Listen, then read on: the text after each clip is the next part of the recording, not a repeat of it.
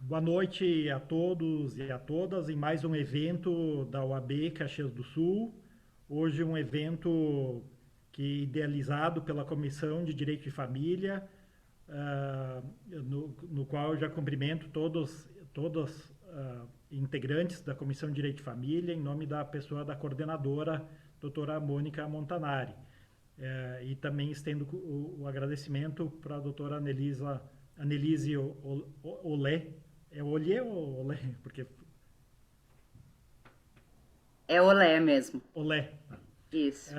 Então fica meu agradecimento, meus cumprimentos a toda essa comissão por todo o trabalho que a comissão tem feito, os eventos e, enfim, debatendo essa área importante do direito. E hoje temos aqui conosco, então, a honra de receber a doutora Juliana Olé, psicóloga, especialista em terapias contextuais de terceira geração e terapia comportamental, proprietária da empresa Plena Viver, espaço de psicologia.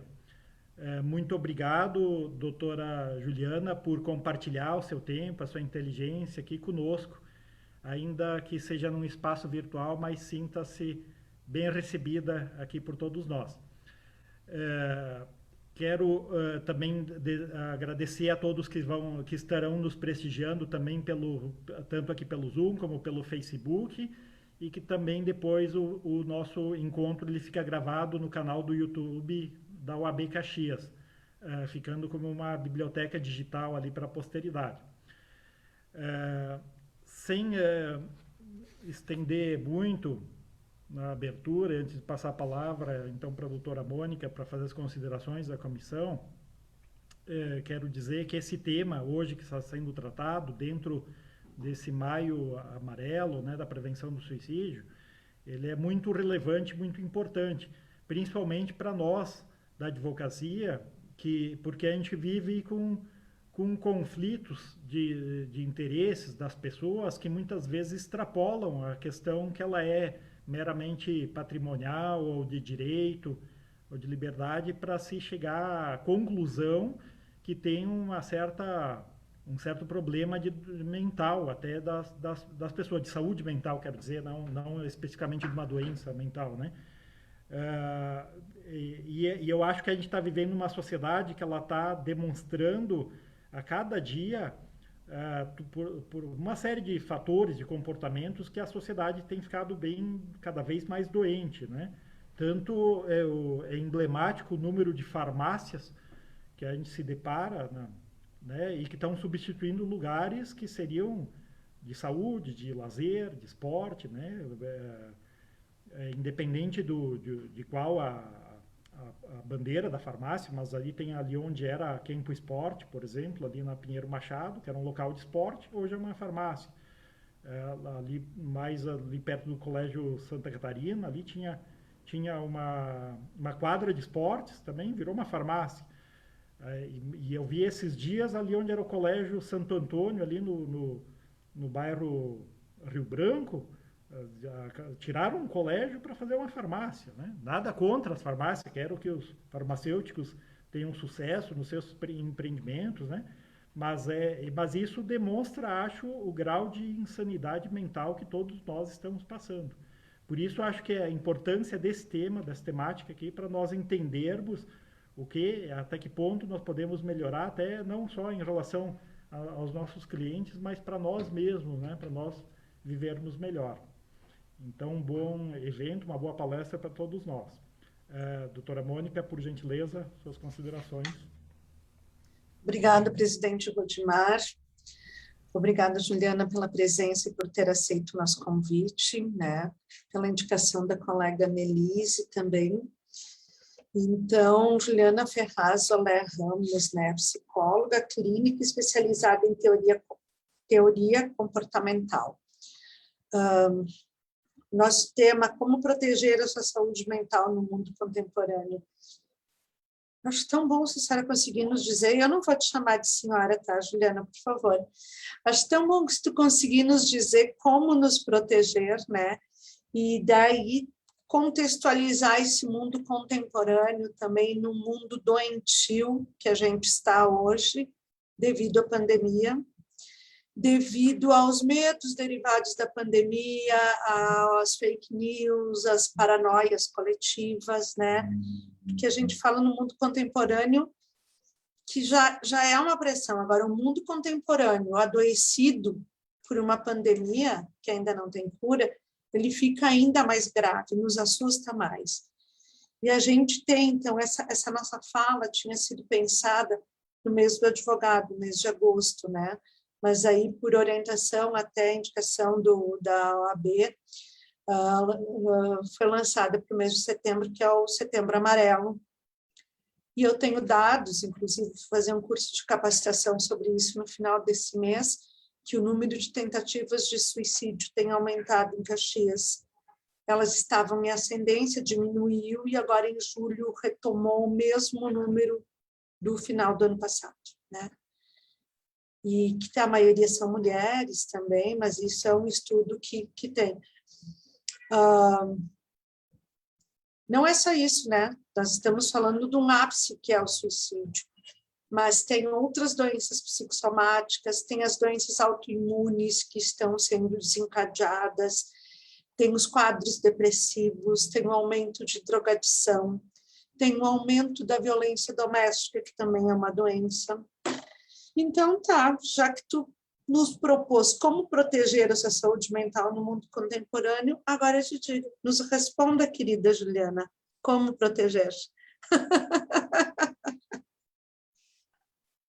Vamos lá, é um desafio grande, né? Boa noite a todos, obrigada pelas apresentações, é um prazer estar aqui, né? Recebi esse convite e é uma honra poder compartilhar sobre esse assunto muitíssimo importante, né? E fico à disposição depois para que vocês enviem perguntas e a gente possa interagir. Mas agora eu tenho aí o compromisso, então... Eu tenho que te interromper, porque eu esqueci de falar das perguntas, então te peço desculpa para te interromper. Fica à vontade, imagina. Que as perguntas sejam feitas de forma escrita pelo chat, né? Ou de forma escrita pelo Face. As do Face serão reportadas para nós através da OAB, e as que estiverem aqui no chat, a colega Nelise, né, fará a leitura posteriormente para a Juliana responder. Então, que seja posterior, para que a gente tenha uma dinâmica, né, o que a gente preserva aqui. Então, tá, desculpa, Juliana, está contigo novamente. Imagina, fica à vontade. Então, boa noite, né, a todos, e vou abordar aqui, então, com vocês esse tema bem importante, que é como proteger, né, como é que a gente pode lidar com todos os desafios e essas situações que a Mônica citou também, né, em relação à saúde mental e ao nosso momento de pandemia que ainda estamos vivendo, né, toda essa questão do isolamento social que passamos também e ainda estamos passando, enfrentando, né, acarreta, sim, em um agravamento muito grande de diversas situações e de vulnerabilidades que a gente já vinha enfrentando, né, já vinha vivenciando, como a questão de suicídio, a questão também, né, com as mulheres, com toda essa parte do abuso, algo que já era vivenciado, infantil também, né, as questões com as crianças aumentaram bastante nesse período, e tudo isso foi agora vivendo cada vez mais esse boom, né, e ficando mais perceptível para a nossa saúde e para o nosso dia a dia. Então, vamos lá, como a gente pode se proteger, né? Se vocês estão aqui me ouvindo, né, e se esse tema está sendo relevante, já é um passo importante, né, porque é algo que vocês estão sentindo como relevante, como vai fazer diferença para a vida de vocês. Então, a saúde mental, ela já está fazendo parte, né, de algo que está sendo mais falado e discutido na sociedade. Inclusive, essa questão do Setembro Amarelo, que é uma campanha muito importante, né, para trabalharmos a prevenção do suicídio. Então, estar aqui falando e vocês estarem aí me ouvindo e interessados nesse assunto, saibam que vocês já estão dando um passo importante para proteger, né? E para pensar na saúde mental de vocês e, consequentemente, de todas as pessoas que vocês se relacionam e que vocês convivem no ambiente profissional, familiar e social, tá? É bem importante que eu passe um pouquinho para vocês a questão do conceito de saúde mental, tá? Porque é a partir daí que a gente começa também a entender como que é a interface de saúde e de como a gente pode lidar com a nossa mente e as questões emocionais. Então, a saúde mental, ela não é, né? Ela é diferente da ausência da doença. E aí a gente tem uma questão que gera muita confusão, né? E por isso que muitas vezes as pessoas chegam para buscar ajuda em relação à sua saúde mental, já muito adoecidos, já num estágio onde a gente tem pouco recurso, né, para lidar.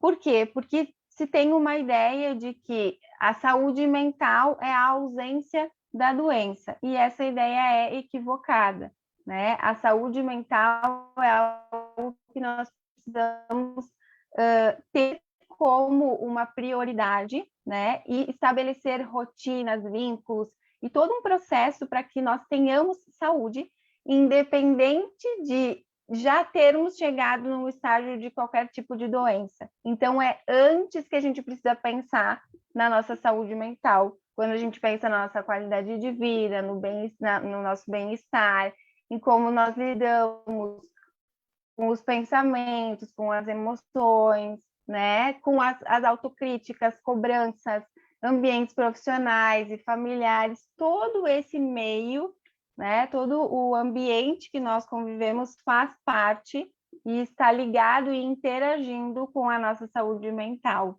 tá? Também é importante entender que não existe cuidar da saúde mental sem cuidar também do nosso corpo, né? Da nossa saúde física, de estar com os nossos exames, com a nossa rotina clínica, né, em dia. Então, quando a gente pensa em saúde mental, a gente não pode pensar como um bloco, né? Ah, vamos olhar só para a saúde mental. Não, somos um indivíduo e temos que olhar para essa questão como um todo. Então, como é que está a minha saúde física? Como é que está a minha disposição? Como é que eu estou me sentindo durante o dia? Eu tenho dores, eu tenho dificuldades, tenho alguma situação física, né? Eu tenho ido aos médicos, aos especialistas que podem olhar para a minha saúde, que podem interagir comigo e buscar algo melhor, né? Outras formas de lidar com alguma dificuldade que a gente tenha. Isso também está falando de saúde mental. Vocês já devem ter passado por algum momento, com certeza, de sentir dor, né? E o que acontece? A dor física, ela é, sim, um grande gatilho para as nossas questões mentais. A gente não consegue estar em paz mentalmente sentindo dor, né? É uma coisa que está completamente relacionada com a outra. Então, a nossa saúde física também faz parte da nossa saúde mental. E olhar para isso como um todo faz muita diferença, tá? Entender que a atividade física vai liberar os hormônios que a gente precisa, né, para o bem-estar, para poder interagir e para poder dar conta. Cada vez mais a gente tem uma rotina do dia a dia sobrecarregada, com diversas funções, com diversas atribuições, e olhar para esse todo vai fazer diferença e vai contribuir para a saúde mental também. Então, importante, né, um ponto muito importante, olhar para a saúde e para a questão de que somos seres completos, né? A saúde da mente e do corpo. Isso tudo vai fazer grande diferença. Então, vamos lá, não é a ausência da doença, tá? A saúde mental conta também com os cuidados, como é que eu posso dizer, de antes, né? De agora. O que eu estou fazendo agora para que a minha saúde esteja em dia e esteja bem? Outro ponto muito importante para falar de saúde mental é a questão das emoções. Como nós recebemos as nossas emoções, como nós acolhemos as nossas emoções e os nossos sentimentos, processamos tudo isso, né, internamente e expomos no nosso mundo aí profissional, familiar e pessoal. Então, de que forma que vocês estão hoje recebendo as suas emoções, né? Eu consigo observar os meus sentimentos, lidar com eles e processar, ou tem sentimentos que acabam me travando, que acabam me impossibilitando de interagir com qualidade com as pessoas ao meu redor? O quanto eu consigo falar sobre esses sentimentos também vai falar da nossa saúde mental, né? Hoje existe muito a cultura da felicidade acima de tudo, e isso é um ponto muito importante para a gente falar aqui também, que também tem a ver com essa questão do Setembro Amarelo, né? Porque, embora, sim, é comum e a gente busque essa felicidade, né? Essa plenitude, esse bem-estar, isso não é algo constante e isso não é linear, né? Não existe uma felicidade linear onde a pessoa vai acordar 100% feliz, vai passar o dia inteiro plenamente feliz e vai dormir plenamente feliz. Isso não existe. Acontece que hoje em dia, com, né, essa questão das redes sociais enfim, de todos as situações que a gente vive, a gente acaba, assim, se comparando, criando essa expectativa, essa falsa realidade, né? E isso também contribui para a questão do aumento do suicídio e de outras questões, né? Questões relacionadas à autoimagem, né? Ao corpo, a questão da busca do corpo, da imagem perfeita, né? O quanto isso também está relacionado com o nosso comportamento e com as comparações. Então, entender que saúde mental não é sinônimo de uma vida linear, né? Ela vai ter, sim, os seus altos e baixos. Então, como é que eu posso, isso é uma pergunta que eu recebo bastante, como é que eu posso entender se a minha saúde mental está saudável ou não? Olhando para a forma que a gente lida com as nossas emoções e com a realidade. Eu olhar porque eu sinto, eu tenho que considerar para mim, enquanto um ser humano, o passado correndo, me notando diversas coisas ao meu redor e não tenho olhado para mim, para as minhas necessidades, atendido as coisas que eu preciso. E quando eu falo de necessidade, eu falo de coisas super simples também, né? Coisas como tomar uma água, como parar para olhar para fora, observar o dia, né? Sentir aquele momento presente. Tudo isso também está falando da nossa saúde mental, tá? E entender que, sim, faz parte do ser humano ter dias onde a gente vai estar se sentindo super bem, vai estar tudo ótimo, mas vai sim ter dias que você vai estar mais quietinha, que você vai estar mais isolada, né? Ou que vai ter uma emoção diferente, uma sensação diferente, um ânimo diferente, e tá tudo bem, é uma questão de observar e de aprender a lidar com essas diferentes emoções. Isso é equilíbrio emocional, né? Senão não existiria a palavra equilíbrio. O que é equilíbrio, né? É justamente a gente encontrar um ponto de apoio, um eixo onde as coisas se equilibram entre aquilo que eu tenho de estável e aquela instabilidade dentro do normal, dentro do esperado. O que a gente pode entender, sim, que tem algum indício aí de um adoecimento, né? Ou de algum transtorno, alguma questão para se observar, é quando a gente faz picos muito altos e muito diferentes um do outro. Então, eu tenho uma oscilação de humor enorme, né? E sem contexto, né? Ou seja, aquilo oscila e varia de uma forma muito brusca e sem contexto. O que é sem contexto? É sem nenhum estímulo, sem algo que tenha acontecido ao meu redor que não necessariamente justifique, mas que tenha a ver, que tenha uma relação com aquela minha mudança de humor. certo? Ou de comportamento, enfim, daquilo que tiver acontecido no contexto. Então, tudo isso são informações importantes para a gente entender e avaliar essa questão da saúde mental. Então, outros fatores importantes, eu vou tomar uma aguinha, tá? Porque também faz parte aí da saúde. Outros fatores importantes que a gente tem que pensar os fatores das predisposições genéticas, tá? Que também contribuem para o nosso adoecimento e também, né, para a manutenção da nossa saúde. Como é que é isso na prática?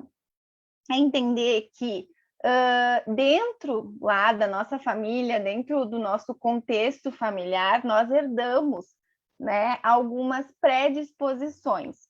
Assim como nós herdamos predisposições para outras doenças, as doenças mentais também fazem parte, né, das doenças que podem ser herdadas. E por que algumas pessoas desenvolvem essas doenças e outras pessoas não desenvolvem? Pela questão do contexto, pelos fatores que estão ao nosso redor, tá? Então, vamos pensar que duas pessoas estão sofrendo um estresse enorme no trabalho, tá? E as duas pessoas tenham a predisposição genética, certo? Uma dessas pessoas entra num processo de pico, tá? De estresse, que acaba fazendo com que ela fique disfuncional, ou seja, ela precisa parar, ela precisa deixar de trabalhar, ela precisa, né, parar todos os seus afazeres para cuidar da sua saúde. E a outra continua funcionando a mil e muitas vezes agregando mais e mais e mais funções, justamente para tapar o sol com a peneira, sabe? Para tentar não enxergar aquela doença que está aparecendo ali. Por que isso se apresenta dessas duas formas diferentes? Porque uma pessoa acabou tendo um pico e lidou com isso de uma forma que a gente chama de disfuncional, ou seja, ela precisou parar, tá? Então, a questão genética e a questão do contexto vão atuar juntas de formas diferentes nas pessoas, tá? Isso é muito importante que a gente entenda que se eu tenho uma predisposição genética, e hoje em dia é bem difícil, né, pessoal, alguém que não tenha uma predisposição genética para as questões mentais. Se a gente for avaliar, se a gente for olhar lá para a história da família, tem sim alguma predisposição ali. Então, o que a gente tem que pensar? De que forma que eu estou cuidando da minha saúde e das minhas emoções para que, mesmo que eu esteja vivendo nesse mundo contemporâneo adoecido, eu consiga manter a minha saúde? Essa é uma questão importante. Eu sei que o mundo atual está trazendo, né, a sua carga e está trazendo aí esses efeitos que a gente tem observado. Eu sei que eu tenho essa tendência, ou seja, essa predisposição genética a desenvolver algum tipo de transtorno ou de doença mental. Como é que eu posso me prevenir? Como é que eu posso olhar para isso com antecedência, né? E aí entra esses fatores que são importantes da gente olhar, como a questão do autoconhecimento, né? A busca do autoconhecimento, investir em se conhecer, em olhar para si, em se observar com curiosidade, né? E menos julgamento. Quando a gente fala em olhar para si, automaticamente vem aquelas vozinhas das coisas que a gente precisa mudar. Ah, eu tenho que fazer isso, eu tenho que fazer aquilo, eu tenho que ser mais isso, eu tenho que ser mais aquilo. Calma, né? Aí já vai vir uma carga de julgamento que não vai nos ajudar. Então, é olhar com curiosidade, é olhar com abertura, para olhar realmente como um ser humano, né? O que esse ser humano que eu sou precisa? Né? Quais são as minhas necessidades emocionais? Como é que eu posso me atender emocionalmente para manter a minha saúde? Essa é a questão, tá? E aí vem outras questões que são bem práticas, como a qualidade do sono, que interfere diretamente na nossa saúde emocional, né? Nós precisamos dormir bem, nós precisamos fazer atividade física, como eu falei antes, a questão da alimentação, que também ajuda muito, né, na nossa regulação emocional, as nossas relações saudáveis. Então, como é que eu estou interagindo com as pessoas no meu trabalho? Como é que eu estou interagindo com as pessoas na minha família, né? Os amigos, todas essas questões também interferem na nossa saúde emocional. Será que eu tenho me isolado mais? Será que eu tenho deixado de sair, deixado de conviver? Como é que tá, né? Agora com a pandemia também isso ficou uma questão bem atual, porque o isolamento foi e é muito importante. Então, como é que eu posso encontrar outras formas, né, de me relacionar com as pessoas, de estar próxima das pessoas que fazem diferença na minha vida, né? Isso também contribui para a questão da saúde mental.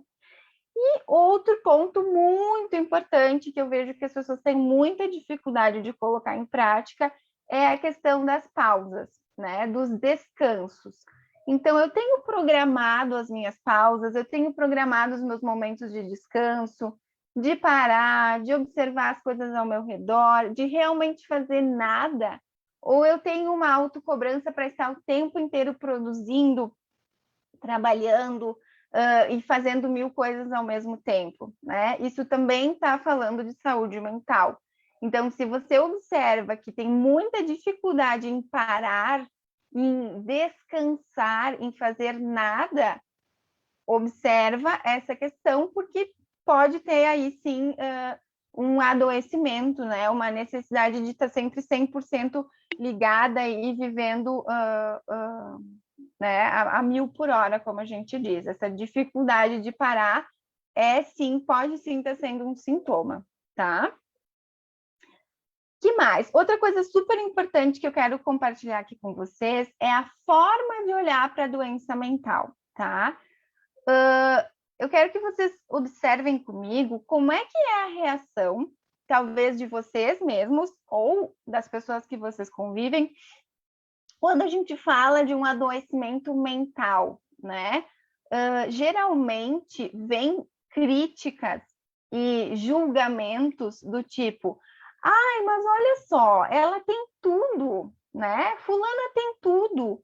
Como é que ela pode estar doente? Por que ela está depressiva? Né? Como é que ela pode estar depressiva se ela tem tudo na vida? Ela tem isso, ela tem aquilo, ela viaja, ela tem a família. Há um julgamento, não há uma consciência do quanto a saúde mental é uma doença, assim como qualquer outra. E aí abre espaço para esses questionamentos que não fazem sentido e que muitas vezes não são por mal, né? Mas é justamente essa questão do não saber, do não entender do que está se falando. Então, a doença mental, ela é tanto doença quanto qualquer outra. Então, vamos observar, né? As reações das pessoas quando há uma doença mental, geralmente vem um julgamento, desse exemplo que eu falei. E quando é uma doença, por exemplo, como um câncer, né? Será que caberia eu falar assim, bah, mas ela tem tudo, e como é que ela tem câncer, né? Ela tem tudo na vida, como é que ela tem câncer? É estranho, né? A gente não vê alguém falar isso. Soa muito estranho. Acontece que um câncer é uma doença tanto quanto uma depressão, por exemplo, né? Ou quanto os outros transtornos mentais. E a depressão em si, ela é uma doença extremamente paralisante, tá? Ela te impede de trabalhar, ela te impede de se relacionar, ela te impede de se alimentar muitas vezes, né?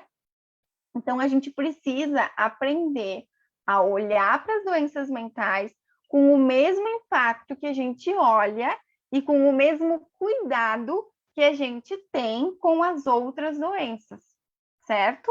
Isso é algo que vai fazer toda a diferença para nós, em algum momento que nós estivermos passando por algum adoecimento mental, né? E também para as pessoas ao nosso redor, porque isso gera empatia, isso gera uma habilidade de ajudar essa outra pessoa, né? De levar ela para sua rede de apoio, de poder trazer essa pessoa de novo para um comportamento funcional, tá?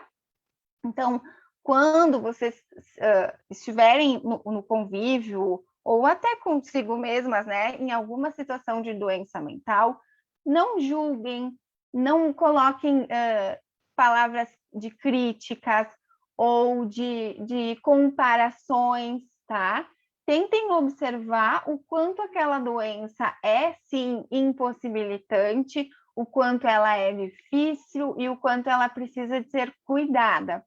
E se a gente não sabe o que fazer com aquilo ali, né? A gente precisa encaminhar para profissionais que sabem.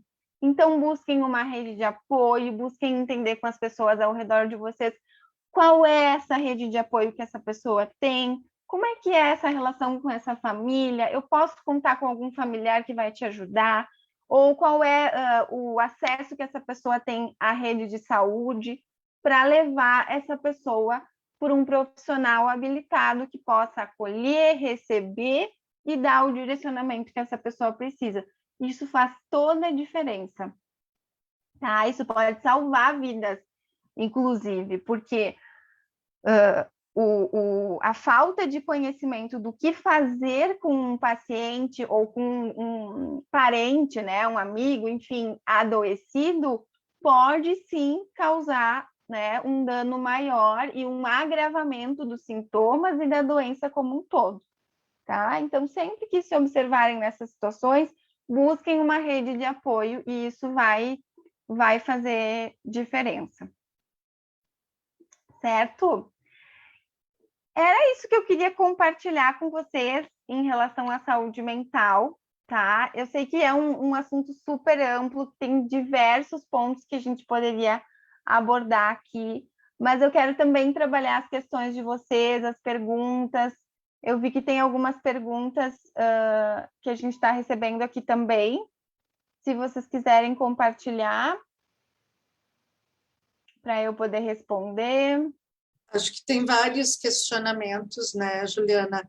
E é uma coisa muito extensa. Eu mesmo coloquei duas ali, mas até para instigar as pessoas, porque eu acho que as pessoas ficam, às vezes, né, ficam pensando como ou se deve ou não, e eu sempre fui muito perguntadeirinha, né? Então, acho que a gente tem que aproveitar os momentos que a gente tem um especialista e fazer os questionamentos.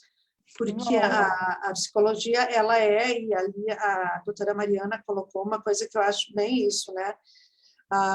Essa questão tão menosprezada que deveria ser de primordial importância, né? A mente, esse cuidado, esse olhar sem julgamento. Eu sempre digo, eu costumo dizer que quem me conhece sabe menos dor e mais prazer, né? Te livra de ser açoite. Quando tu vai deitar, pensa, eu fiz o melhor que eu pude, tá? Não terminei minhas tarefas, o mundo tão corrido, ok, amanhã eu reorganizo, mas calma, sabe? Isso. E eu acho que tem várias coisas aqui, né? Eu queria agradecer e passar para os questionamentos depois, que a Annelise vai fazer.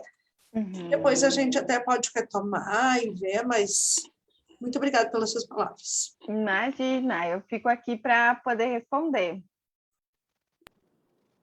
Boa noite, colegas, todos que estão nos assistindo essa noite. Obrigada, Juliana, né, que como todos sabem é minha irmã, aceitou enfim o convite, tá, para nos, enfim, trazer esse assunto que é extremamente relevante. Evidentemente que eu tenho duas irmãs psicólogas e acabam me socorrendo muito, né, o que ajuda bastante. Enfim, mas acho que essa questão, é claro que elas não podem me tratar, essa questão de ir antes de ter o problema, né, a prevenção é fundamental, né? Eu acho mais assim, eu acho que as pessoas precisam entender que a terapia, né, que tu procurar um profissional para já desde sempre te auxiliar nas questões do dia a dia, evita problemas, né, futuros em todos os aspectos, tá? Porque como a colega colocou ali, a saúde emocional vai acabar refletindo também na tua saúde física, porque uma depende da outra, né? A gente não pode tratar só o físico e esquecer a parte psicológica, assim como não dá só para tratar a questão psicológica, sem também ter o cuidado com a saúde, o físico, enfim, né? Mas, enfim, queria agradecer, Juliana, então, e vou passar as perguntas dos colegas aqui. Tá? Vamos lá. A primeira pergunta, então, deixa eu puxar aqui que desceu, peraí.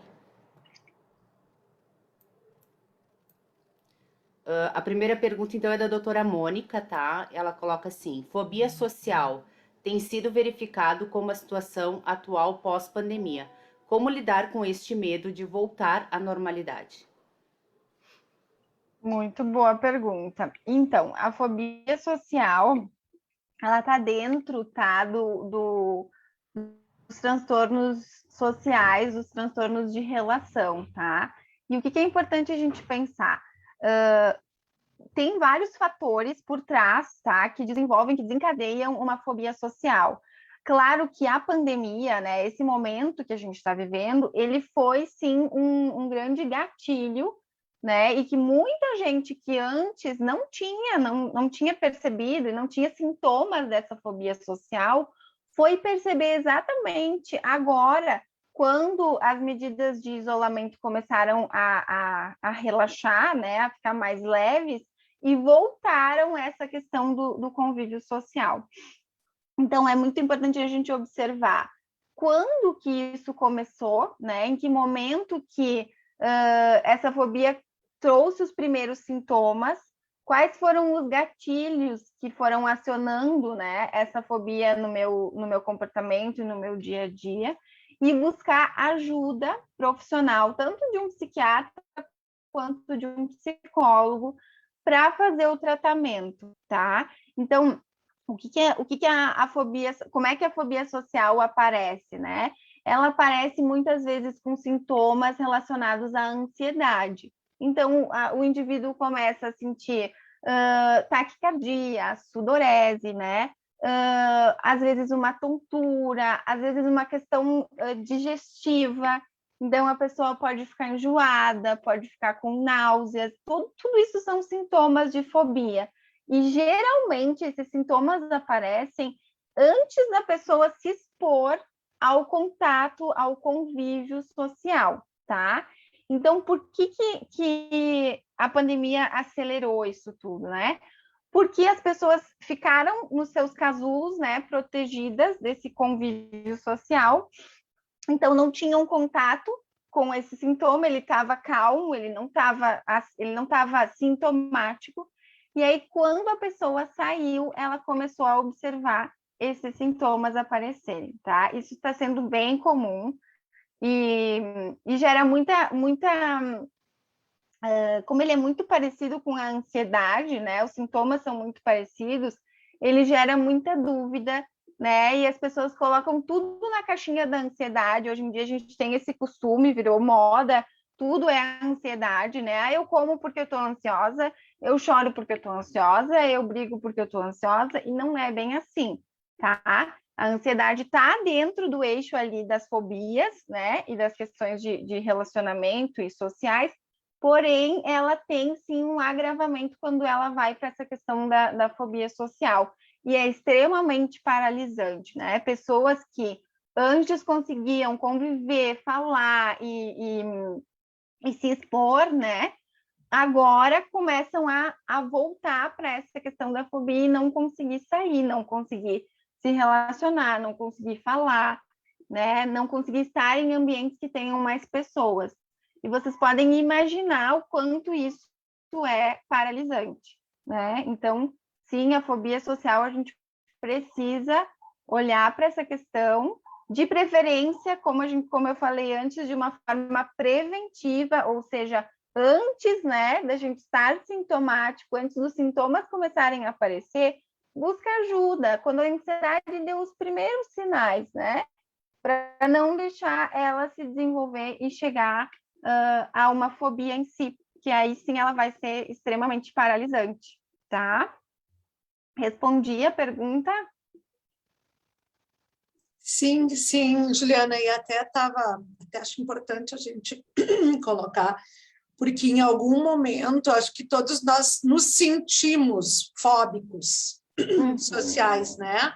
Sim. Eu, particularmente, me obriguei a retomar um espaço profissional, isso é uma outra coisa que eu já vou te falar até para um espaço profissional, porque eu não estava mais exatamente essa sensação de cada vez que eu ia sair, como eu sou asmática, eu estava ficando ou sem voz, e daí eu disse, não, calma, é evidente que está acontecendo alguma coisa aqui, então nós vamos devagarinho retomar um convívio. E daí ontem eu voltei a trabalhar no escritório com outras pessoas, onde eu começo a manter relações. Então, caminho, vou, né? E era bem essa questão de começar a somatizar, né? Então, eu tinha um jantar para ir, eu fiquei sem voz, eu fui no jantar, não consegui falar com ninguém, tá? Depois eu comecei a ter crises de asma regularmente, coisas, né, que eu tinha só eventual, então foi dando questões digestivas, várias coisas que tu falaste ali que eu consegui identificar. Mas aí também já teve essa coisa, ok, vamos lá, vamos fazer alguma coisa mudar aqui nesse eixo, né? Que é uma coisa que tu falou muito importante, rotina, que a gente perdeu a rotina. E daí a gente reclamava a vida inteira, e aqui eu falava, né, que tinha rotina, que a rotina era chata, já ia quase ser palavrão, como sempre, né?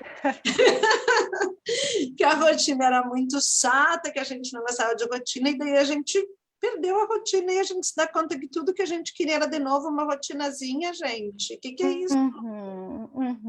Exatamente.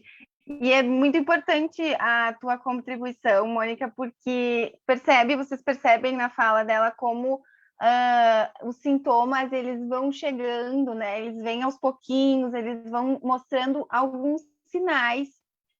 E às vezes a rotina ou a falta da rotina é tanta que a gente não percebe, né? E quando que a gente percebe? Quando ele nos paralisa, quando ele vem como uma tsunami, né? E aí sim aquilo é algo que para tudo ao teu redor e aí você percebe que estou doente, né? Estou precisando de ajuda. Então é muito importante observar os sintomas antes que eles venham como essa tsunami que nos né, leva para qualquer situação que não é a que a gente quer. Então, observem os sintomas de ansiedade, busquem ajuda antes de deixar que ela paralise.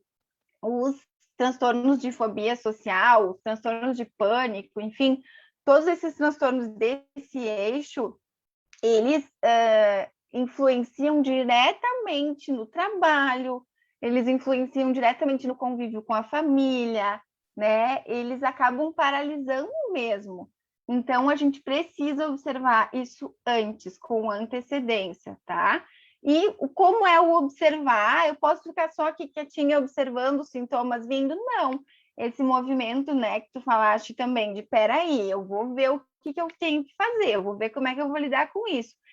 E se daqui a pouco, para ti, tenha funcionado, né, te colocar nesse movimento e as coisas foram voltando para o eixo, daqui a pouco vai ter pessoas que não vai funcionar. E aí a gente tem que procurar essa ajuda, não deixar os sintomas se alastrarem. Outro ponto importante em relação à fobia e às ansiedades é que o que acontece, o que é muito comum na nossa sociedade, que a pessoa vá lá, busque um profissional, receba uma orientação, comece a fazer o uso de alguma medicação, tá? Algum ansiolítico, que vai fazer com que aquela pessoa volte a funcionar, ou seja, volte a trabalhar, a se relacionar, mas não trabalhe a causa, não trabalhe as questões emocionais. Quais foram os gatilhos que me levaram àquela fobia ou aquele transtorno de pânico, né? E aí, infelizmente, isso não é um caminho que eu recomendo. Por quê? Porque no momento que essa medicação, né, essa droga for retirada, os sintomas voltam, tá? Então, não é um caminho recomendado. O caminho recomendado é, sim, faça o uso da medicação, porque ela é importante, ela faz parte do tratamento, ela é uma aliada ao tratamento, tá? Porém, busque entender quais foram as causas, quais foram os gatilhos e, principalmente, aprenda a lidar com as causas, tá? Porque aí você vai estar criando a sua imunidade para essas questões. E a terapia é que faz esse movimento. Então, na terapia, a gente treina o paciente para que ele saiba observar a sua ansiedade e saiba manejar, saiba lidar com a ansiedade sem deixar que ela paralise. Então, o tratamento é medicação e terapia. Eu quero só salientar, Juliana, que eu tenho 12 anos de terapia nas costas também, né? Tá? Só para as pessoas não acharem que a gente se descobre sozinha, a gente precisa de ajuda sim, Muito né? bem. É bom salientar, né? Porque sozinha a gente faz muito pouca coisa na vida, né? É verdade, que bom, parabéns, isso aí.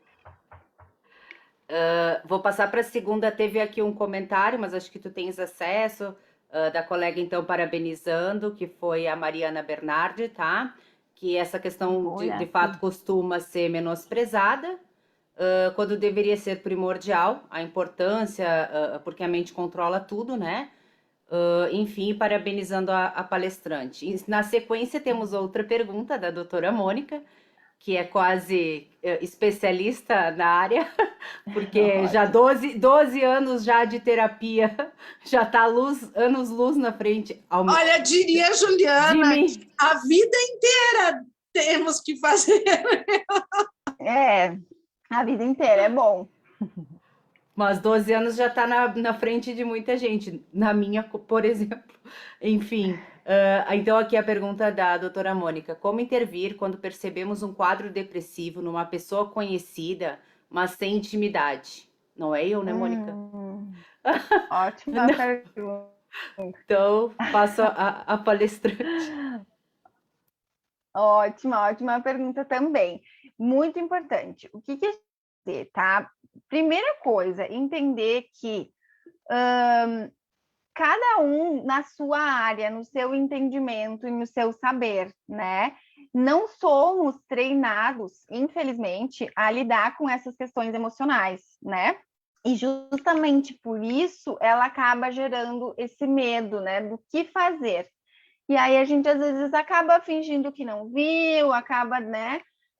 Tentando falar algumas coisas para animar a pessoa e que muitas vezes não é bem o caminho, não é algo que vai agregar e que vai de fato ajudar.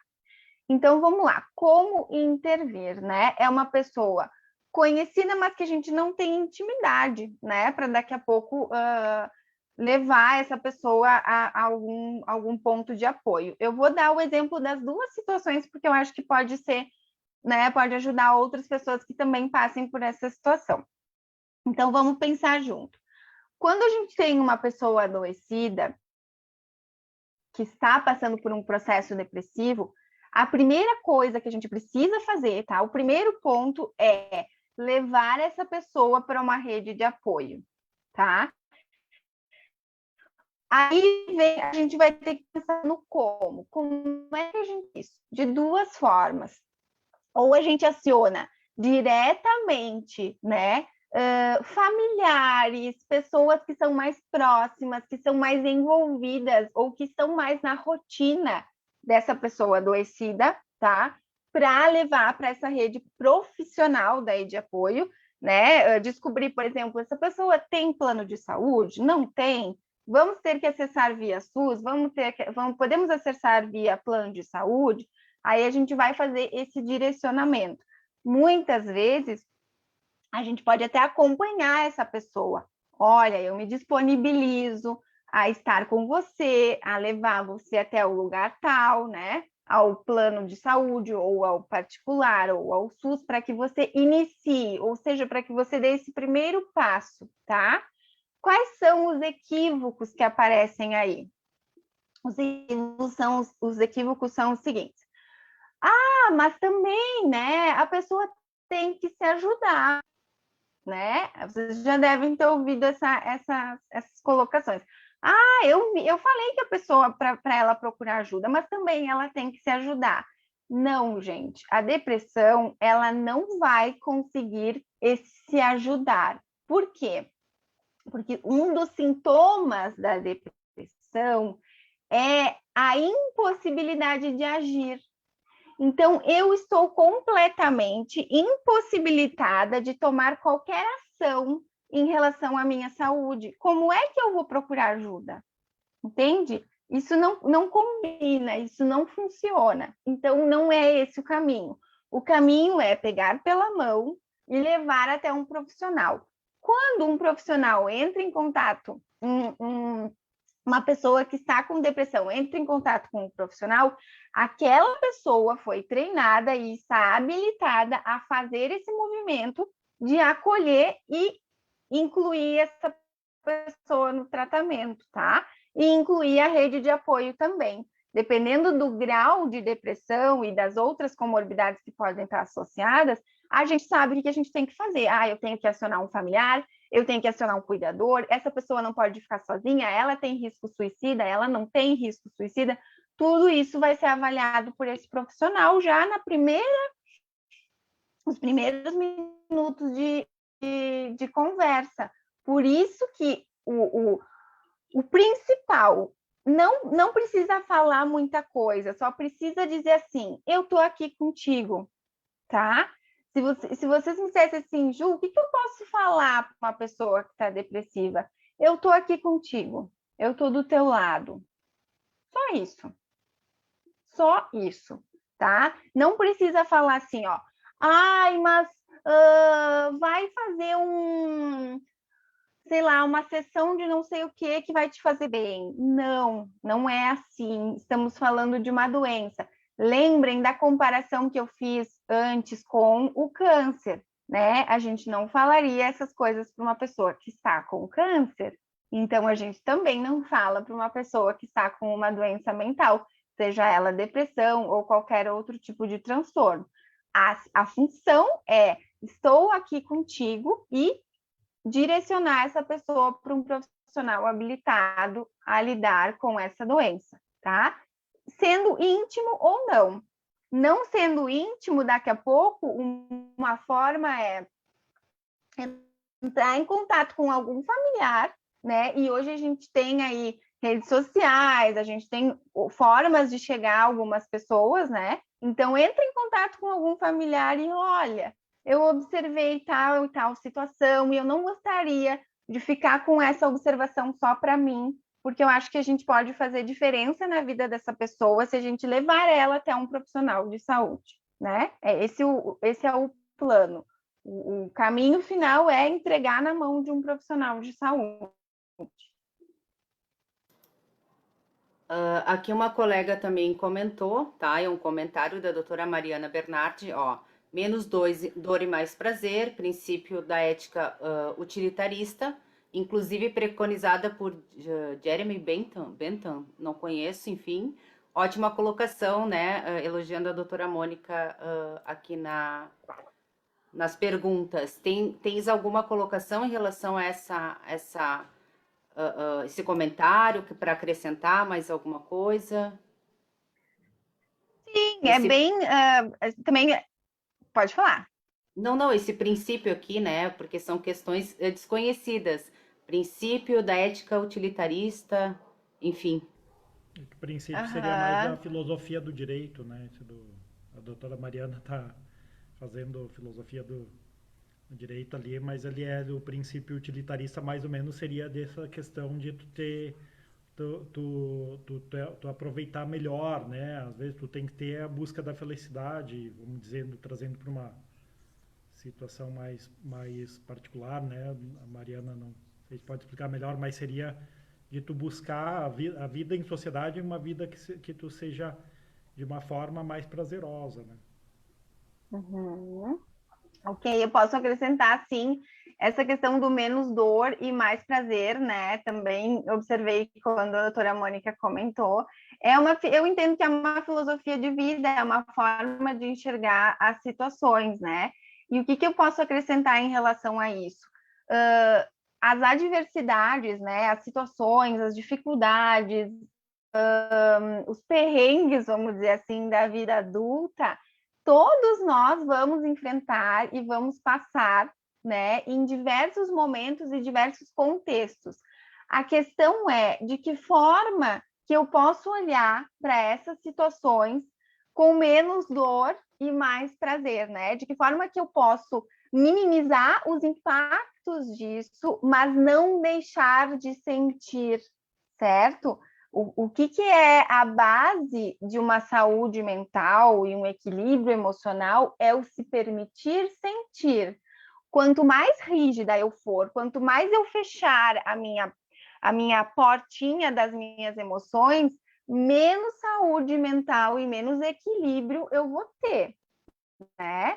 Essa coisa do ser forte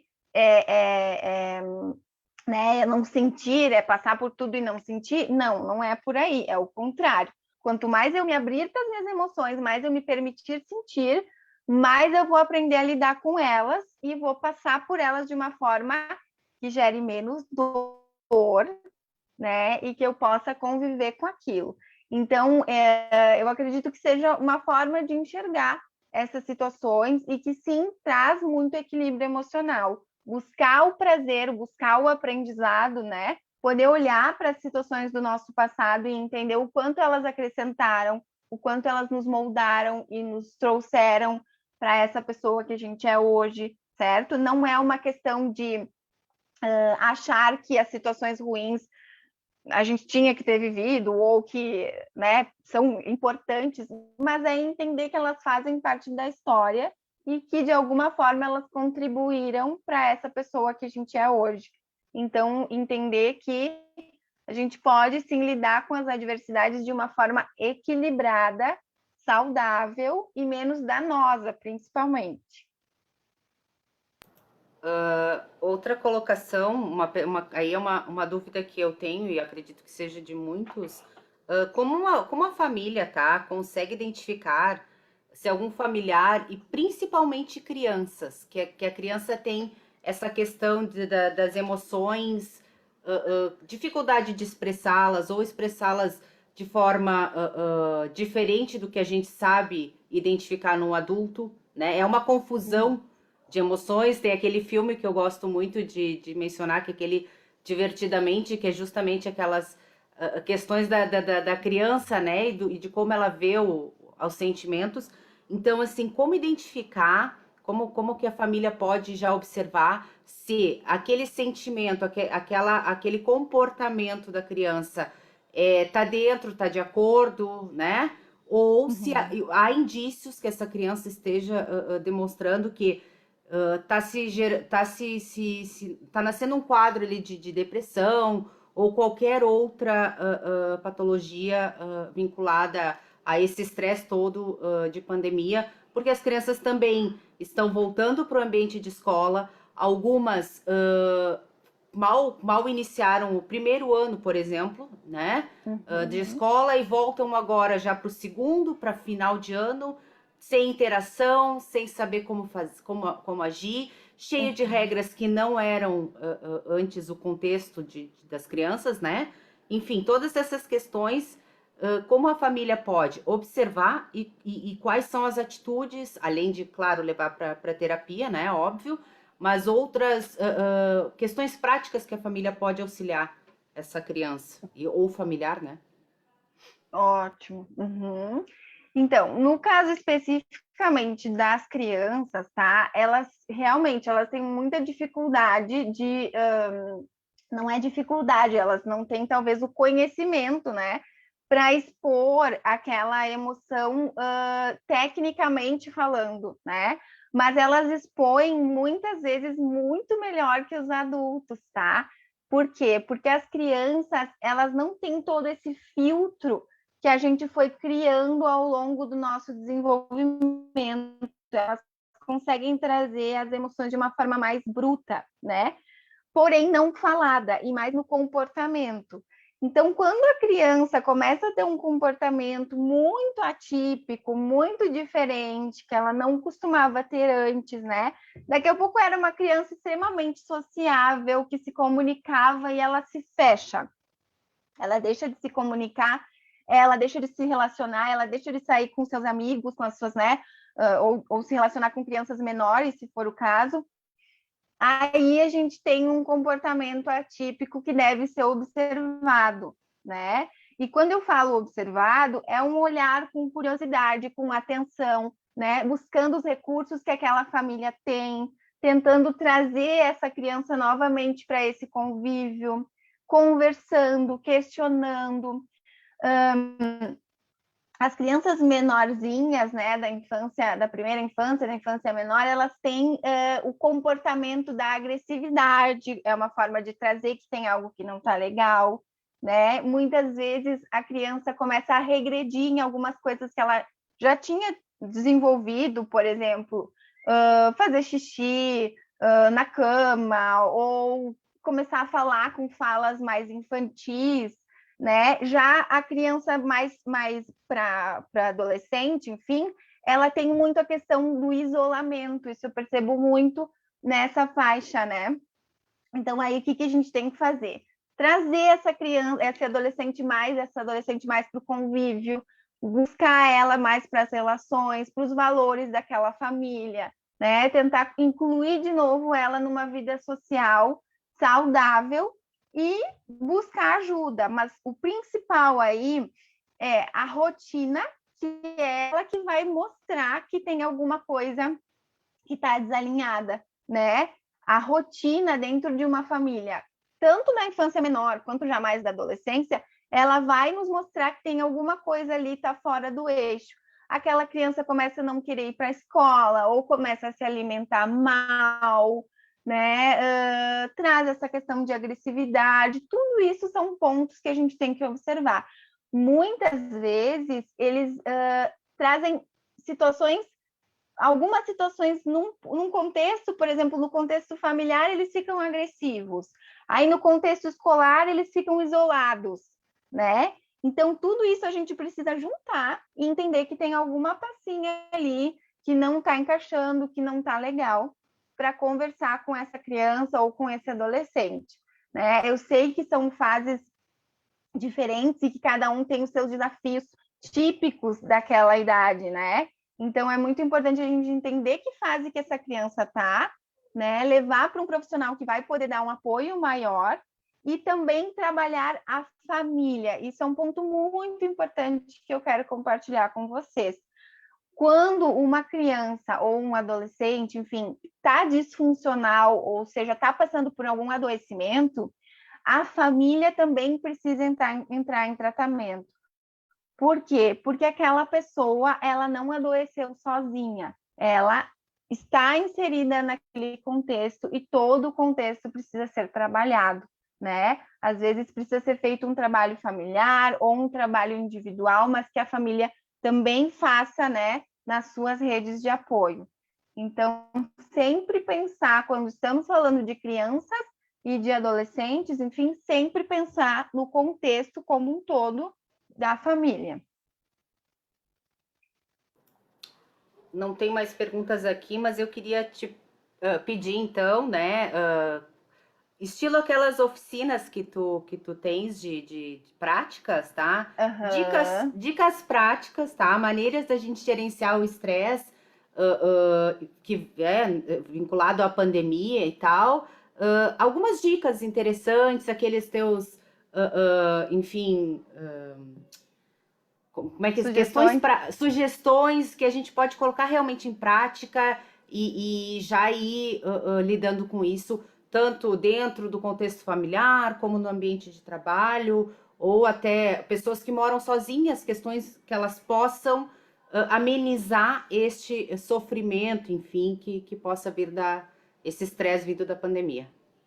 Anny, só um pouquinho. Oi. Aqui tem um questionamento da Claire aqui, que colocou antes das oficinas e das dicas, então, que é... Sim, claro, eu só não localizei aonde. Posso ler? Pode, por gentileza. A influência das mídias sociais no comportamento e nas emoções das pessoas, principalmente nos jovens. Qual o seu entendimento? Que é essa questão da felicidade que a gente tinha falado, né? Mas que nos jovens tem muita questão da automutilação, que é uma coisa que está se fazendo presente, né? Sim, muito bem colocado. A influência das mídias sociais no comportamento, ela é muito grande, principalmente nos jovens, tá? E o que a gente pode observar? Assim, as mídias sociais, elas provocam o que a gente chama de efeito manada. O que é efeito manada? É aquele comportamento que é levantado, né, que vira, os holofotes viram para ele, né, e acaba fazendo com que todos os jovens busquem aquele mesmo comportamento. Então, um dos grandes booms aí que deu nesses comportamentos que envolvem os jovens foi essa questão, né, da automutilação. Claro, gente, assim, o que é importante a gente entender, tá? Todo jovem que recebe influência das mídias sociais vai entrar no comportamento de manada e vai fazer esse comportamento específico da automutilação? Não, não é assim. Né? Existe aquilo que eu falei antes, uma predisposição de dois fatores, genéticos e ambientais, tá?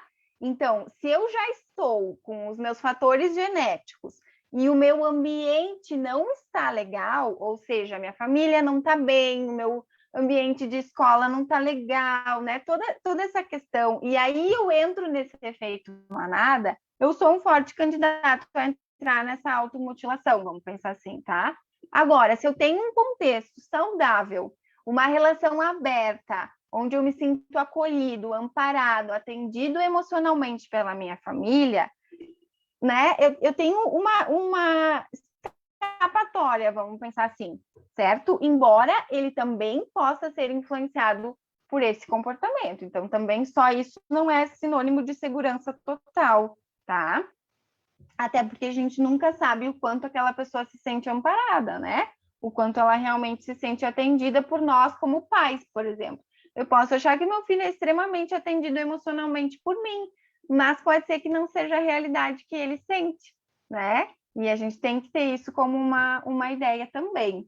Então, o que eu penso em relação a essa influência, né? Ela precisa ser mediada pelos adultos, tá?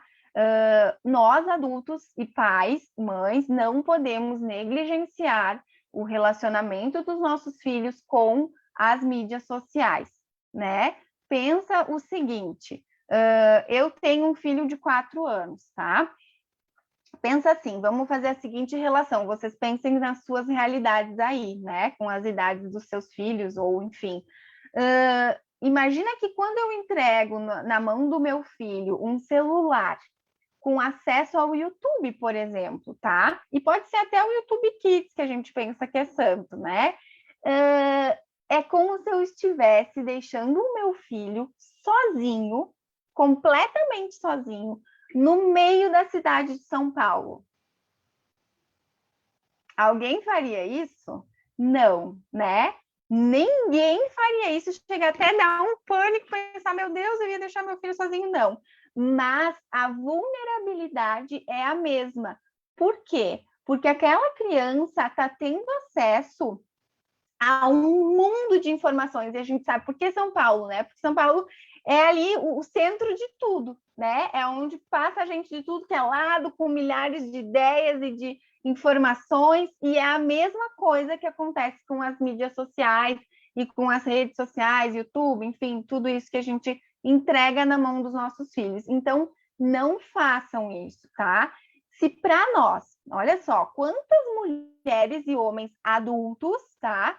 E emocionalmente saudáveis entram nas mídias sociais e se contaminam, se enchem de comparações e de críticas quando enxergam outras pessoas nas redes sociais.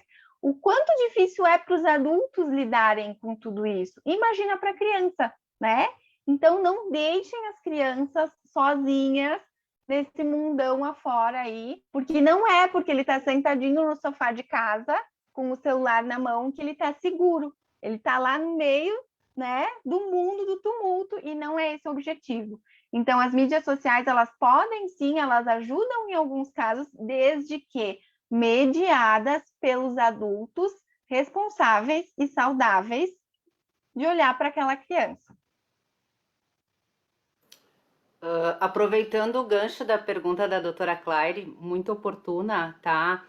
Na área jurídica, creio que todos os colegas vão concordar, já tem decisões, enfim, sobre essa questão. Até onde os pais, principalmente quando a gente fala em adolescentes, tá? Até onde os pais podem intervir, podem tem o direito de, por exemplo, um caso, a mãe entendeu que a filha não estava divulgando fotos e as publicações, enfim, não eram adequadas, tá? E ela cancelou a rede social da menina com todas as imagens, foram perdidas todas as postagens, e isso, acho que todos os colegas devem ter, de repente, dado uma lida, porque foi noticiado, gerou uma polêmica muito grande. Qual é o limite? Até onde os pais têm o direito de intervir, tá? E quando esse direito se excede, né? Principalmente falando em adolescentes. Para o lado jurídico, temos lá a discussão, mas dentro do olhar da psicologia, como um pai vai intervir quando a gente fala em adolescente, né, nessa interação dele em redes sociais, porque há como é que eu vou te dizer, uma liberdade maior, né, em função da idade, tá? Qual é o limite pelo olhar da psicologia? É correto uma mãe entender que aquilo está excessivo e qual é o impacto disso na vida desse adolescente?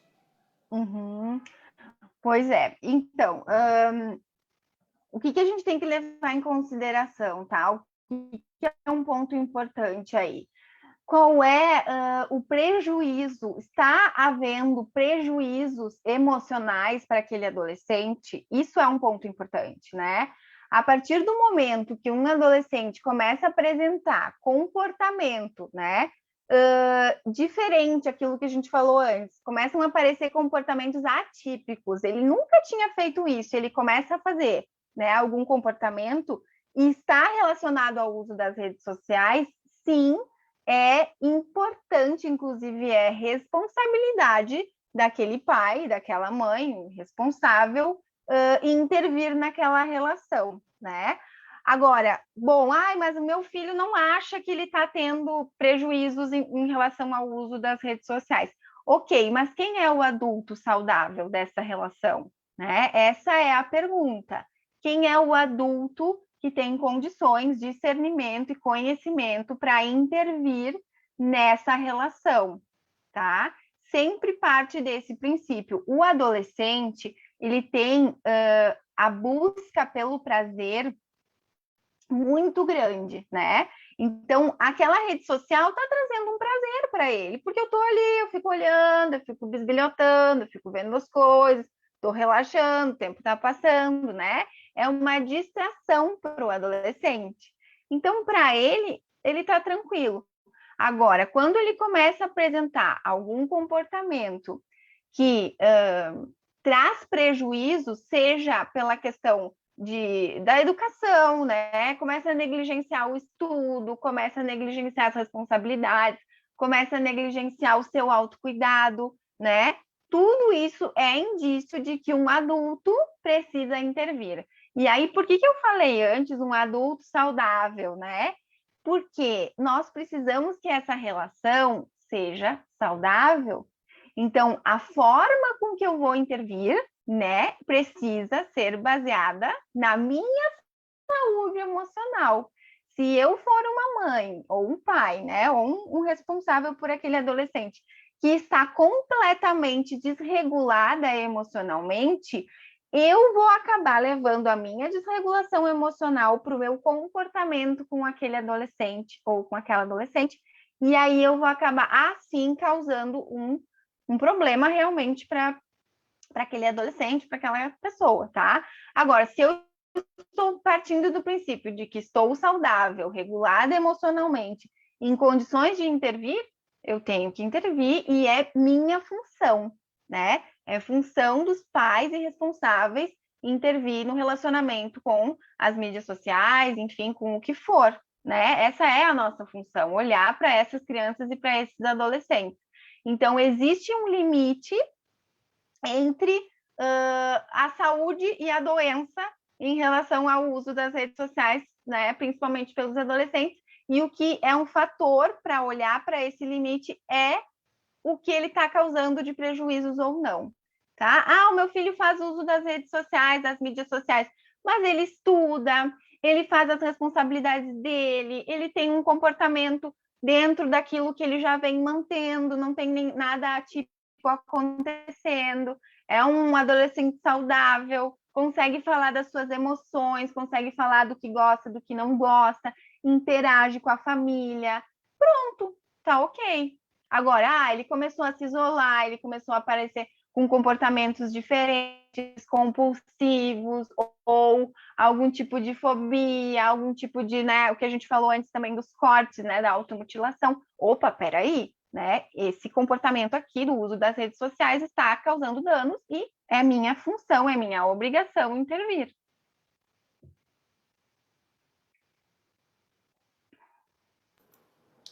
A princípio não temos mais perguntas, tá? Se quiseres nos trazer alguma dica de, né, Sim. alguma sugestão, como eu disse, fora, claro, a terapia, a gente não discute isso, mas dicas práticas do dia a dia, por exemplo, para contextualizar aquela história de não pegar um problema e tentar manter o seu eixo, não ficar pescando tudo, né? Hoje em dia vem essa questão da mídia social, né, Mônica, que a gente conversa, a gente acaba na dúvida, falo, não falo, seguro. Então, dicas práticas para preservar a nossa saúde mental e dicas práticas de como a gente pode melhorar no contexto que a gente vive, a interação com as pessoas, sozinha dentro de casa, o que eu posso fazer, né? Enfim, pensamentos positivos, evidente, mas coisas práticas, de fato, que a gente possa utilizar. Vamos lá. Então, coisas práticas que colaboram, né, que nos ajudam a manter a nossa saúde mental. Tudo que nos trouxer para o momento presente vai colaborar com a nossa saúde mental, tá? Hoje, em detrimento do uso também das redes sociais, né? Mas elas não são aí os grandes vilãs da história, né? É a gente que precisa saber usá-las. Então, precisamos vir para o momento presente. Momentos em que vamos lá planejar a nossa agenda, planejar a nossa vida, né? O que eu quero para o meu futuro, o que eu quero para o meu amanhã, né? O que eu vou comer, o que eu vou fazer, onde é que eu vou, quais são os meus compromissos, mas o momento onde eu vou pausar tudo isso e eu vou vir para o momento presente, tá? As grandes âncoras que nós temos a favor do nosso momento, viver o nosso momento presente, são os nossos 5 sentidos, tá? Nós pouco ativamos e pouco usamos os 5 sentidos hoje em dia, certo? E como é que a gente pode ativar esses 5 sentidos no dia a dia? Para um momento do dia, seja na hora que tu vai tomar um banho, seja na hora que tu está no meio da correria lá no teu escritório no dia a dia e tu vai tomar um café, tá? Mas observa aquele café, observa o que eu estou enxergando ao meu redor, quais são as coisas que tem aqui nesse ambiente, as cores, qual é o aroma desse café, o sabor que ele provoca na minha boca, tá? Quais são os estímulos que eu tô tendo ao meu redor? Tu pode tocar em coisas, né? Pode pegar, sei lá, seja uma caneta ou própria xícara de café. Observa quais são as texturas, né? Tudo que tá ali, tudo que tá naquele momento funciona como uma âncora para te trazer para o momento presente. E aí tu vai poder observar o quanto aquele momento ali tem mais sabor, tem mais cor, tem mais propriedade e que tu pode aproveitar aquele momento e degustar e curtir a tua própria companhia, tá? Isso tu pode praticar na hora do teu banho, sentir a água correndo pelo corpo, aquela sensação boa. Pode praticar caminhando, né? Ah, mas o meu dia é muito corrido. Ok, quando tu estiver descendo do teu carro para entrar no lugar que tu for entrar, pratica, isso se chama mindfulness, né? Muita gente conhece esse termo e ele foi difundido porque ele realmente ficou muito famoso, mas isso é muito antigo, tá? Isso é uma técnica muito antiga e independente de ter esse nome bonito ou não, ela é muito efetiva, tá? Então, viver o momento presente é a melhor dica que eu posso dar para vocês de saúde mental é viver o momento presente. Além disso, vocês podem incluir na rotina de vocês, porque sim, ter rotina é muito importante e tá aí é um grande aliado da nossa saúde mental. Vocês podem incluir pequenas pausas, pequenos momentos onde vocês vão se permitir fazer algo que vocês gostam, seja ler um livro, seja parar para observar a rua, os pássaros, as pessoas, o movimento, tá? Viver também o momento presente. Isso também é um ato de autocuidado. Fazer uma atividade física, se permitir parar para assistir um filme, para conversar com alguém que vocês gostam, para olhar olho no olho, né? Para sentir aquele momento, aquela troca de energia, de conversa, tudo isso também vai favorecer a saúde mental de vocês. Tem uma analogia muito interessante para isso que tu falaste, que é essa questão do não pegar as coisas dos outros, né? Imagina que você está lá dirigindo o seu carro e o trânsito é um momento que coloca a nossa saúde mental em teste, né? Então, tá lá dirigindo o teu carro e aí a pessoa da frente freia e acelera e dá o pisca e tira o pisca, né? Faz 1000 estripulias ali na frente e você que está lá no carro de trás começa a sentir aqueles sintomas daquela irritação. E o coração acelera, e você já fala lá 1 ou 2 palavrões. Ah, esse cara que não anda, essa mulher que não freia. Quem é que está sentindo tudo isso? Quem é que está levando uma descarga hormonal de estresse no corpo? Você ou o motorista lá da frente que está fazendo as estripulias? Quem é que vai sentir? É nós, né? É a pessoa que está ali gerando e sentindo toda essa irritação. Aí, o motorista que estava lá na frente fazendo toda essa muvuca, dobra na primeira rua ali e vai embora. Ele nunca nem vai sonhar que ele provocou tudo isso em ti, né? Ele nem vai sonhar que a motorista de trás quase teve um ataque comigo, né? Mas a pessoa que teve aquela sensação vai ficar ruminando os hormônios do estresse no seu corpo e disseminando ele pelas suas células por boas horas, tá?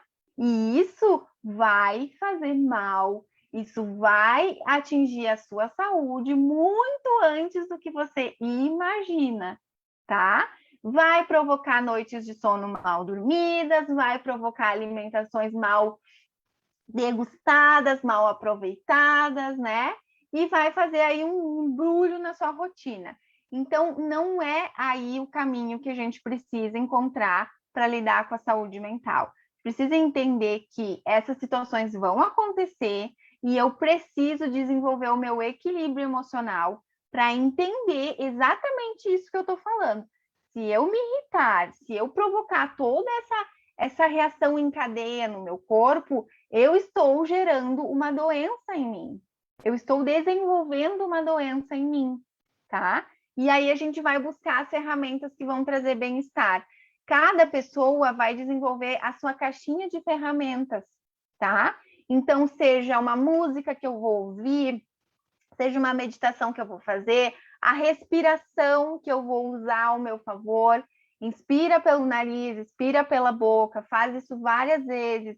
Busca esse centro de equilíbrio, tá? Não é, de novo, não é não sentir, tá? Eu não tô aqui falando que a gente tem que o cara lá na frente, ou a mulher lá na frente está fazendo todas essas estripulias, eu tenho que ficar aqui, ai, maravilhosa, não tô sentindo nada. Não, não é isso, tá? Eu posso sentir, eu posso observar que está surgindo essa raiva, essa irritação, mas eu preciso aprender a surfar nela, eu preciso aprender a lidar com ela sem deixar que ela provoque toda essa reação em cadeia no meu corpo, tá? Porque, afinal de contas, quem vai ficar com tudo isso sou eu mesma, né? Então, a gente tem sim, isso se chama autocontrole, isso se chama autoconhecimento, né? Quando a gente fala em autoconhecimento, quando os psicólogos aí, e eu também, falamos em autoconhecimento, a gente pensa numa coisa assim, ai meu Deus, o que é autoconhecimento. É isso, é super simples. É eu saber lidar com uma situação de estresse, né? É eu escolher não ter essa reação com o meu corpo, porque eu sei que ela vai ser danosa para mim, tá? E isso é sim uma questão de escolha. A partir do momento que tu começa a passar por uma situação de estresse e que tu encontra o teu equilíbrio e que tu percebe que ela não gera esses danos em ti, pronto. Isso nunca mais volta, tá? É um caminho sem volta. Porque tu olha para o estresse, tu olha para a situação e tu sabe exatamente o que tu precisa fazer para não cair naquela cilada, não cair naquele estresse, tá? E como é que a gente faz isso? Buscando autoconhecimento, criando a nossa caixinha. Eu costumo falar muito, eu sei que a gente está quase encerrando, mas eu costumo falar muito uma analogia de quando a gente chama alguém para fazer algum serviço na nossa casa, tá? Imagina que vocês precisaram chamar aí na casa de vocês um encanador, certo? Como é que o encanador vai chegar na casa de vocês? Ele vai chegar assim, sem nada, de mãos abanando, para arrumar o problema de vocês? Ou ele vai levar lá a maletinha dele de ferramentas? Ele vai levar a maletinha, né? Que vai ter lá todas as ferramentas que ele precisa para arrumar o problema de vocês. É a mesma coisa em relação ao nosso equilíbrio emocional. A gente não pode viver uma vida inteira sem criar a nossa maletinha, tá? Então, cada um tem que criar a sua maletinha de recursos, de ferramentas que vão nos auxiliar nos momentos que a gente precisa usar para manter o nosso equilíbrio emocional. Então, quando tu tá frente a uma situação de estresse, tu vai te perguntar, tá, peraí, qual é a ferramenta que eu aprendi lá na minha terapia e que eu vou usar agora para não perder o meu equilíbrio emocional? Entendi? Então, essa maletinha precisa ser desenvolvida e a gente dá o primeiro passo em relação a isso, incluindo tudo isso que eu estou falando para vocês.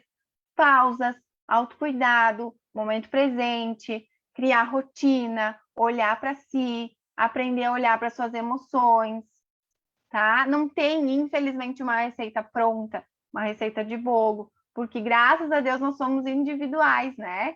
Somos seres únicos. E cada um tem que desenvolver a sua maletinha, mas façam isso, porque é um antes e depois, né? É uma vida antes e uma vida depois do que a gente aprende a lidar com as nossas emoções.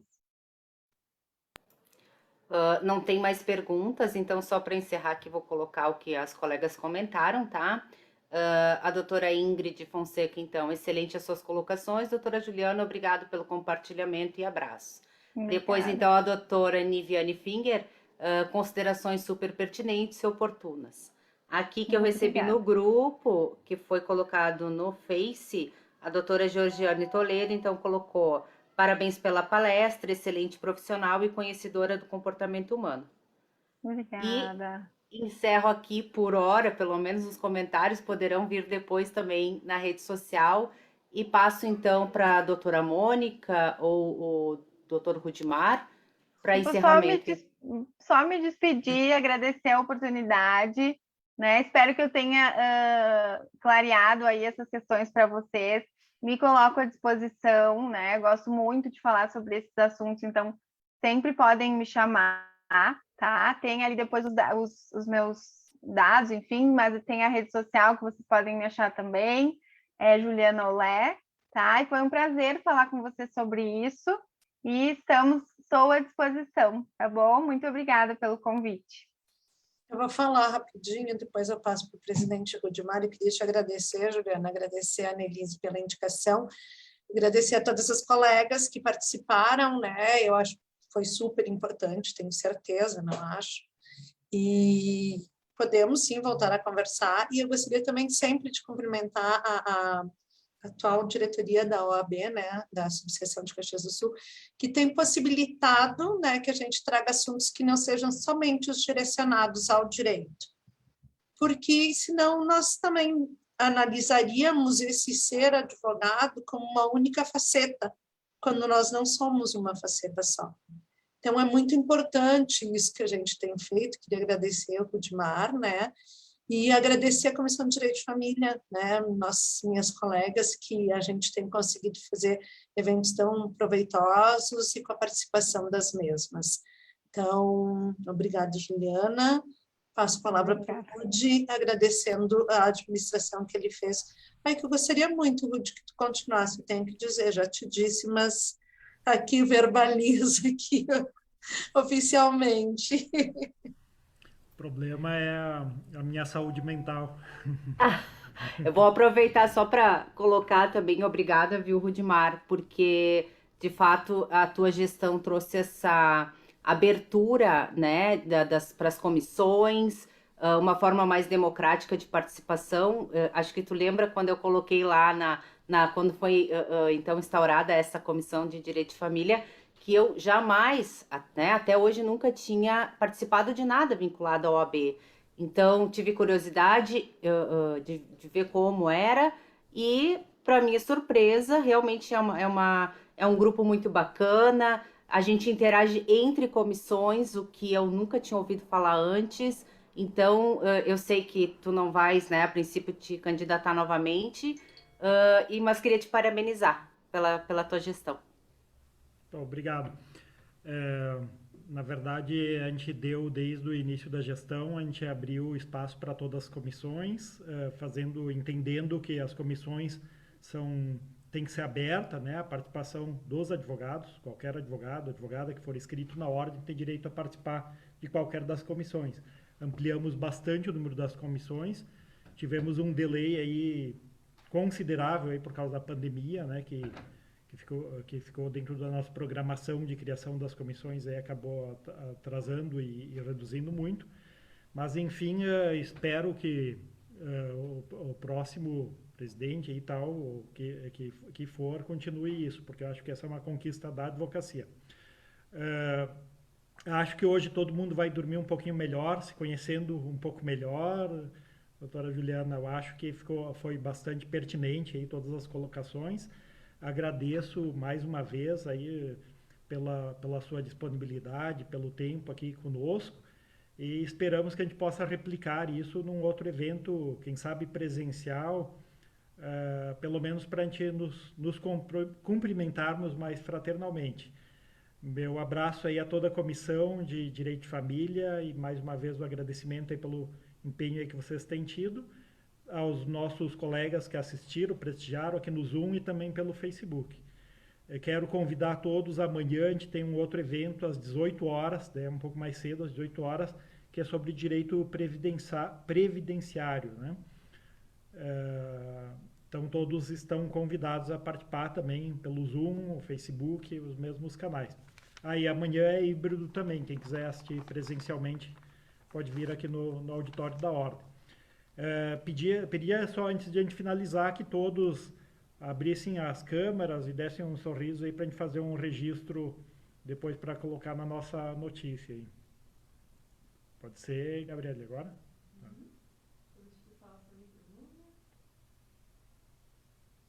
Só um minutinho. Tá joia. Tá, obrigado, então, a todas uma boa noite. E esperamos com uma vida com mais saúde mental, né, doutora Juliana? Boa noite, colegas. Boa noite, boa noite. Obrigada. Boa noite para todos. Boa noite. Boa noite, Até Juliana. mais. Obrigada. Boa noite, Tchau, colegas. tchau. Tchau, Tchau, tchau. tchau.